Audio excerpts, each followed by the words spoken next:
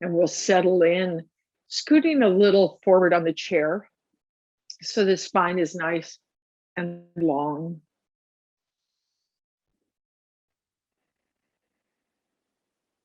And we bring our attention to our breath.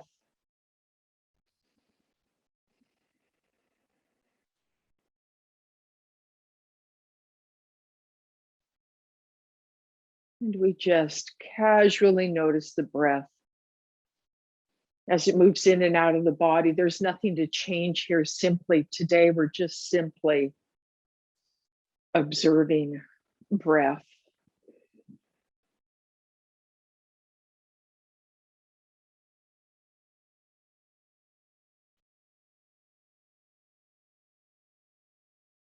And in that observation, perhaps you notice the first place that the breath travels in your body.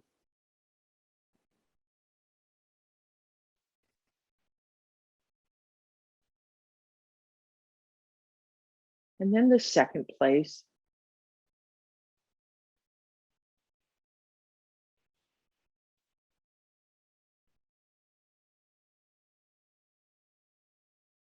And the third place.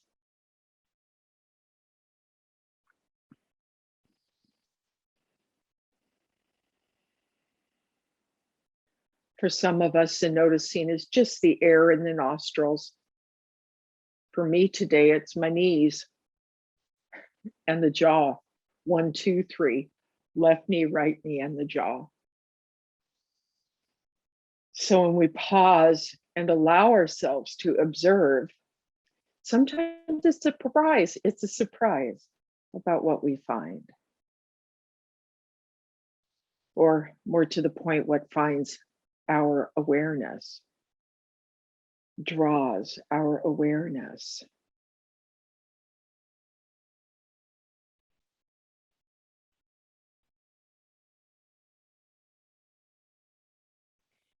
Bringing the hands to the kneecaps. We're going to begin with our cat arch. So we breathe out as we lift the back, spreading the shoulder blades. Chin comes toward the heart. Maybe there's a little wiggle right and left here to soften that area.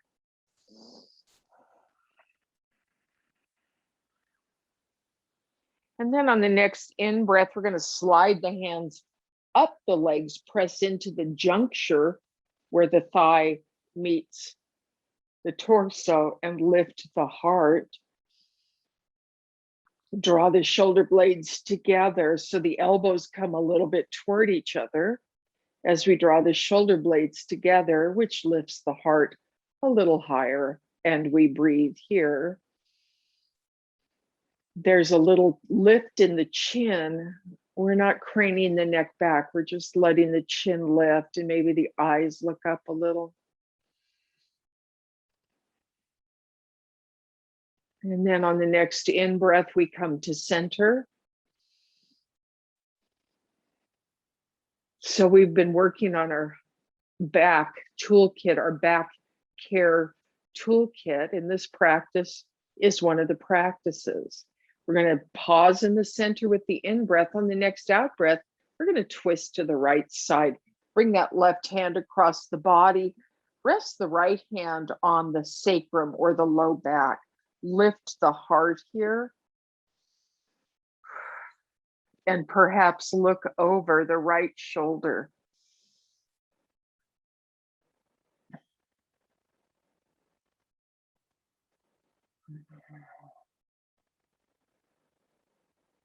Nice breath in and out. And then on the next in breath, we return to center.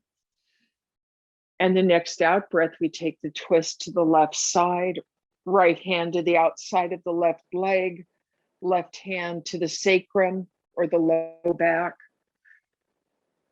The heart lifts and the head turns to look over the left shoulder.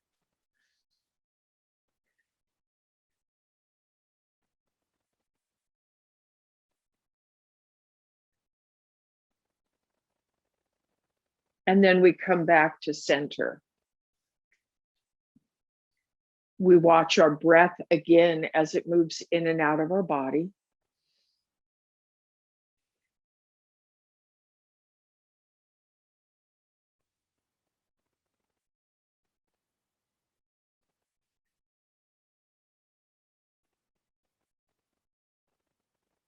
And maybe notice whether or not the focus of the breath as it moves through the body has shifted. What draws the attention now? So we'll flow through that pattern. Let's do it 2 times. So we're going to slide the hands out on the out breath. We round the back, spread the shoulder blades. The next in breath, we're going to slide our hands up, lift the heart. We breathe back to center, pausing here to breathe in, and then on the out breath, we twist to the right. The in breath, we come back to center, and the out breath, we twist to the left. Back to center, breathe in here. And on the out breath, we slide our hands out, create the cat arch. The in breath takes us back to our cow arch. We pause in the center to gather another in breath. On the out breath, we twist. In breath, we center. And out breath, we twist. So we've moved our spine through multiple directions. We're going to do one more action, and that's going to be lifting that left arm straight to the sky. We're going to take that right hand to the left knee or thigh, and we're going to turn and look up, or straight ahead if looking up is too hard on the body. And of course, the arm can always slide to a comfortable spot.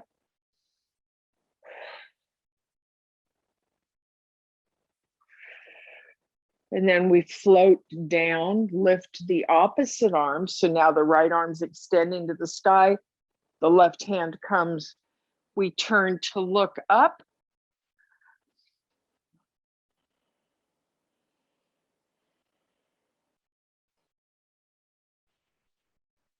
One more breath here. And then we come back to center.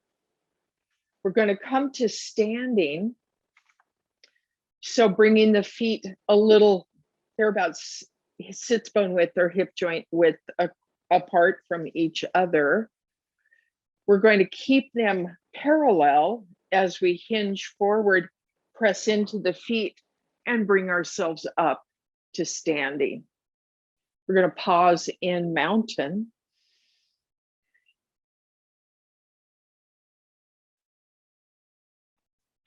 And then we're going to take a chair. And we're going to do some sunbirds, which we do on our hands and knees, also called the pointer dog. We're going to do some of those on the chair. So we start by standing maybe a foot or so away from the chair. We're going to sweep our arms up and we're going to fold our hands to the seat of the chair, holding on to the edges of the chair. We're going to pause here and we're going to extend that left leg and bring it back, turn the toes under, and notice whether or not the foot is evenly weighted across the ball mound of that left foot. So what we're looking for is to make sure we can feel the juncture where the baby toe, the pinky toe meets the foot. So the heel's up and we're on the ball mound of the foot. If you notice that there's more weight on the big toe side, come back and see if we can find a more egalitarian spread here. because now we're going to lift this leg any amount, and we're going to do our best to keep the hips level. So we're pausing here. And the idea is to be able to feel the inside muscles of the legs. So return that foot to the floor. One of the things that happens is we will use our musculature and we'll turn that hip open. And what we're aiming to do here is to begin to strengthen the center of the hamstrings. So we're going to lift again, feel that foot, feel the spread of the ball mound of the foot, maybe rock it toward the inside, and then rock it toward the outside, and then feel as if, or notice that the foot itself is very well planted. Feel your way up the leg into the hip, and then see if we can lift that leg without turning the hip. So what this does is it helps activate different muscles besides the traditional ones that people use, which include the gluteus maximus. So now we're pausing here. If we feel like it, we can extend the opposite arm, thumb to sky. So you can rest the hand on the top of the chair, and we'll really feel strength beginning to build in this isometric hold. We're breathing here. And then we're going to release hand and foot. Step the foot up. Bend the knees slightly. Scoot the sits bones back. Bring the arms to shoulder height. And then come to standing, and we're back to mountain.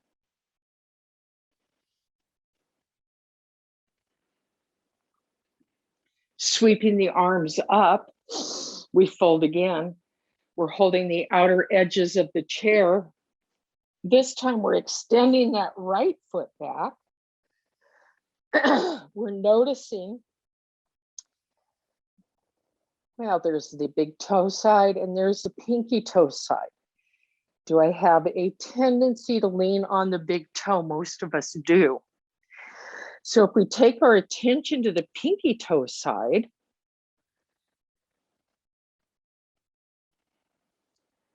and rest there for just a moment, maybe let the heel drop a little closer to the floor, then it's going to come back up. We're going to press off of that back foot and we're going to lift the leg, seeing if we can keep our hips relatively level. So noticing whether or not we're opening the hip, so the right hip would be opening to the right side. That's going to avoid using some muscles that we'd really like to have get strong. All of us would like stronger hamstrings. Bring that foot back to the floor. Reconnect with the edges of the foot. So we're on the ball mound now. We're noticing maybe sensation in the standing leg. And we're also noticing how that foot rests on the floor. We're going to bring ourselves forward again. We're going to use a little bit of momentum here. So release the heel toward the floor. And then press off with the toes to lift up. See if we can keep that right hip from turning out. And then maybe the left hand comes to rest on top of the back of the chair, thumb to sky. We're breathing here.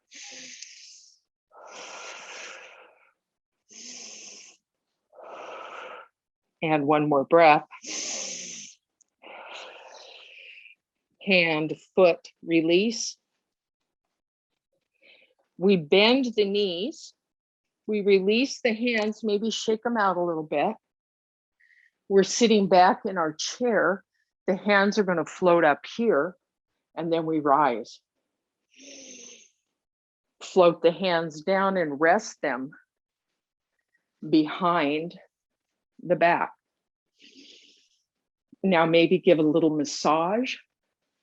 Soft fists, massage the low back.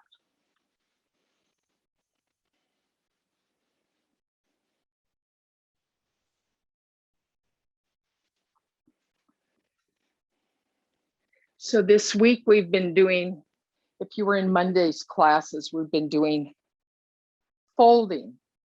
Today we're going to do Parshvottanasana again. If you've already done that, we're going to be able to see this is what it felt like on Monday. This is what it feels like on Wednesday.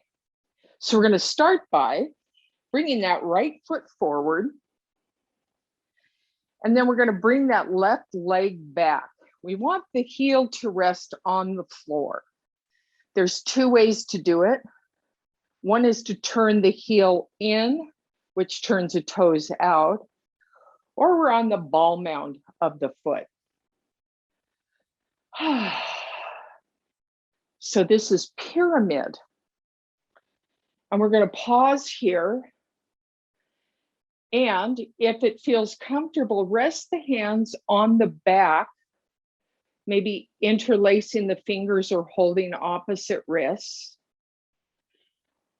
We're going to hinge forward.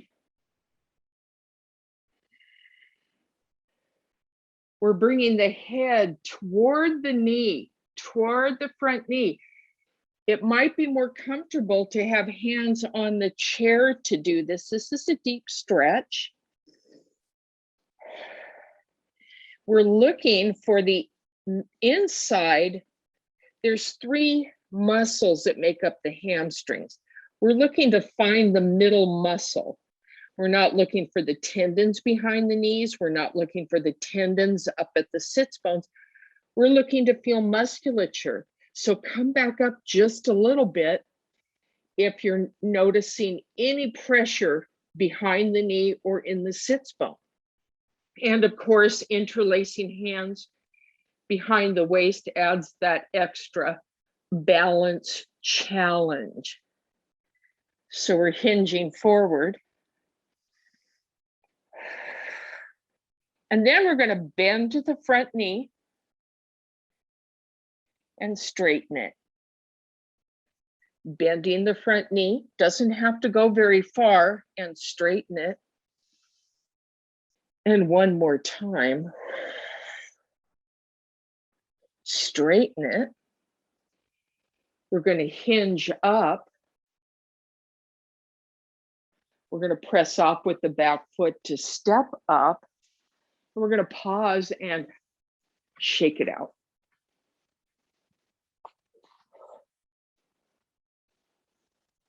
Switching sides. Stepping forward with the left foot. Step back with the right. Decide whether it feels better. So our feet are on railroad tracks, not on a tightrope. So there's a distance between the feet. The back heel can kick in and the toes turn out, or we can stay on the ball mound of the foot. We're aiming to have that back foot on the floor. So lengthen or shorten your stance accordingly. We're going to hinge forward here, maybe starting with the hands interlaced behind the back, or maybe it's going to feel easier to get the hands to the chair for extra support.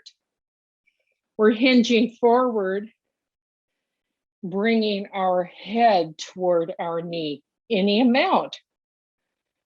We're breathing here, and we're noticing the back side of the leg.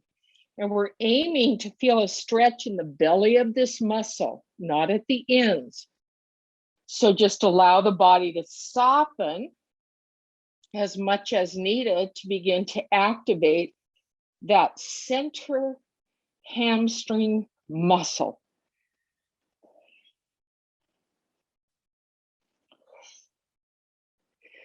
Then we're going to bend the knee and straighten the leg. Bend the knee, straighten the leg, and bend the knee. Straighten the leg. Sweeping up. We're going to step forward with the back foot, and we're going to shake it out.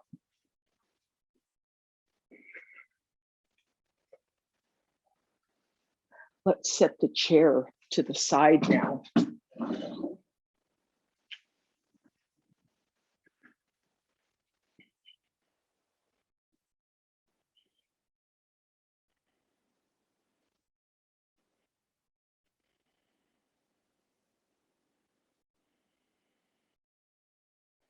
Taking the feet as wide as the mat. We're going to turn our toes to the right, and that back foot, the heel kicks out.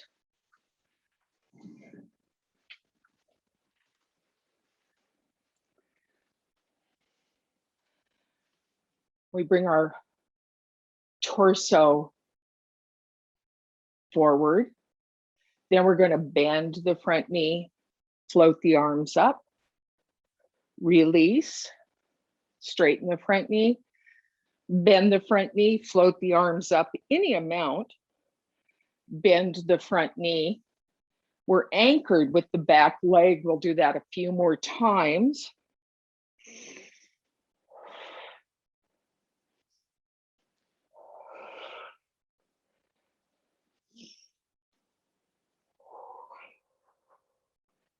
Straightening. We're going to turn the toes forward, slide the hands down the legs. They can maybe come to the ankle, the calf, the top of the thighs. We're going to wag our tail.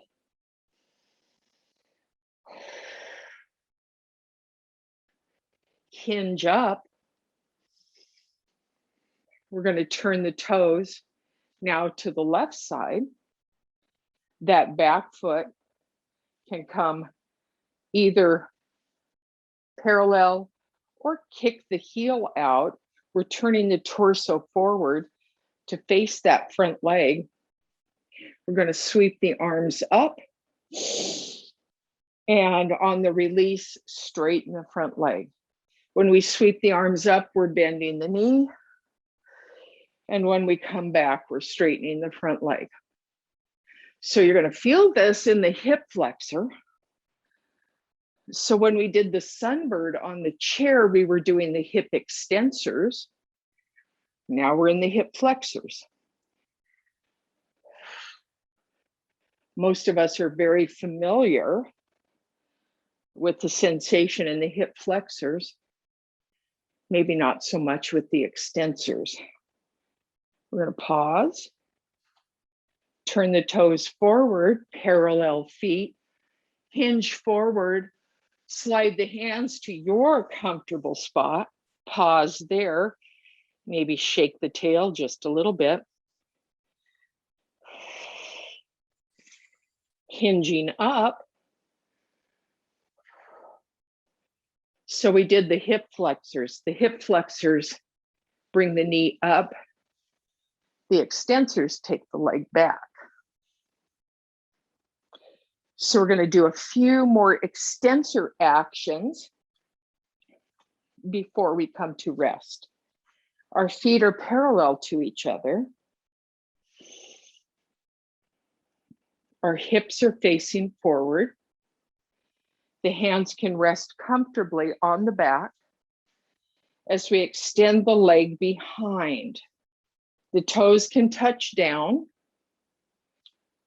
And then we're going to lift the foot and release the foot.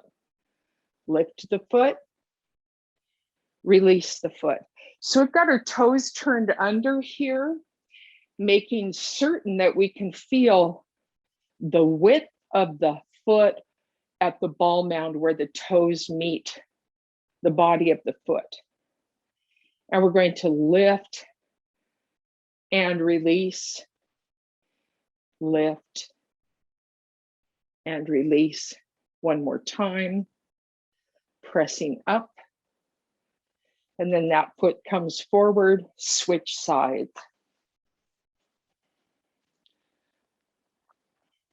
So this is kind of like warrior three, right? We're rocking forward and we're lifting that back foot. And then we release to the floor. We're doing our best to keep the pelvis aiming forward.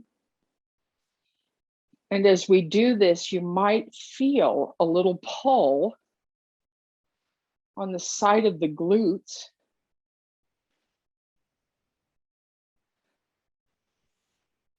Which would be your maximus is being worked here. And we're doing it so it feels firm, but not rock hard. We're going to relax, release. We'll come back to extensors on another day. We sweep up, interlace the fingers, maybe steeple the index fingers. Always, this is an option, coming straight out of the shoulders. We're going to tip our torso to the left and back to center, switch sides. Torso to the right, come back to center one more time on each side.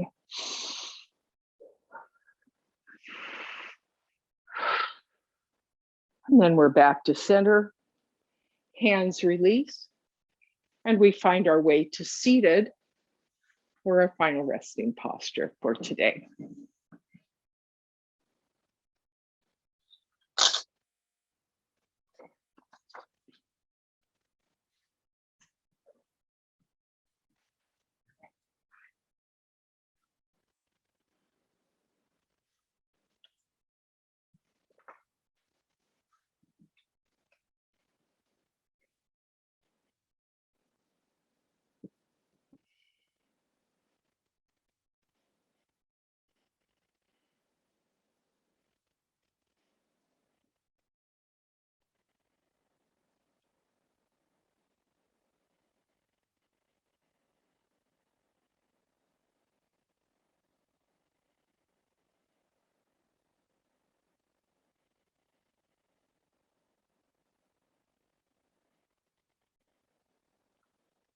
Iyengar says, yoga does not transform the way we see things.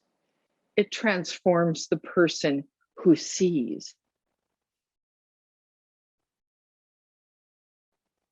Gently begin to deepen the breath. And drawing the breath into the fingers and the toes.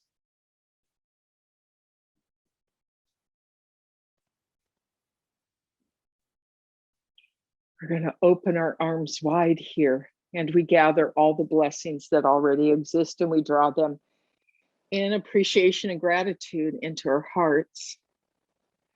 And together we all say, Namaste.